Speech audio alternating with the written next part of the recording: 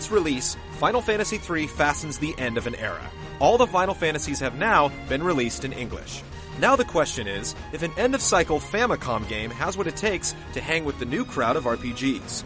Can it slide by on name recognition alone? And most importantly, how does it handle as a portable game?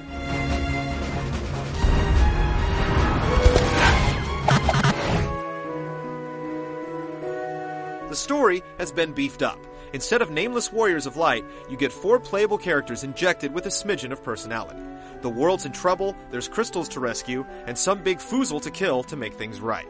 While the overarching plotline is simple and the party charming but generic, the game's scenarios are top-notch. Each little episode involves towns and castles in trouble, usually with a surrounding dungeon as the source. Vikings, dwarves, and wee folk keep each situation unique and flowing, allowing you to get caught up for just enough time until the next crisis arises. With no intricate mythos or maddening twists, it may not have that old The Iliad meets the Matrix feel, but if you're playing it spurts at a time, there's little chance of not knowing or forgetting what to do next.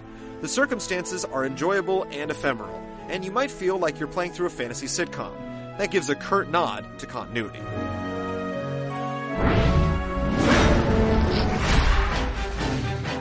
Final Fantasy III was the genesis for some core Final Fantasy mainstays, like the Moogles, who are given the added task in the remake of handling mail between game non-playable characters and your own friends on the internet.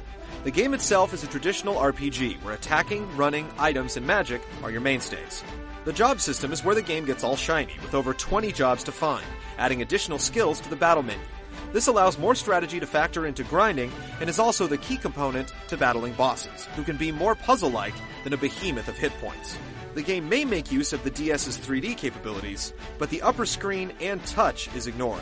You can enter commands with the stylus if you want, but it's a chore. The top screen displays a world map if you're outside, but inside, it's mainly blank and black.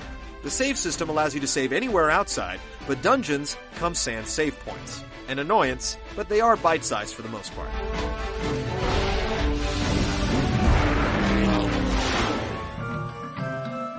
With all the jobs to play around with, and a sharp linear scaling difficulty, expect some grinding, which the game is happy to oblige you with, since random encounters seem to happen at an extraordinary frequency. And while most battles are won on knowing which jobs to use and a bit of buffing up, there's also a degree of luck, like hoping a boss won't use his mega attack 3 times in a row.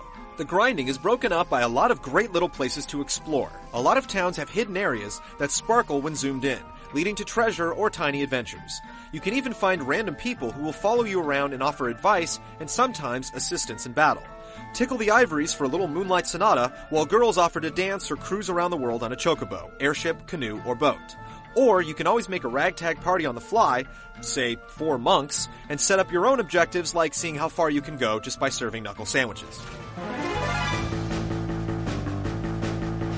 Final Fantasy III is a solid product. The shortcomings with the saves and lack of DS tech infusion are unfortunate, but as an RPG, it's the real deal and shows why the franchise is so revered.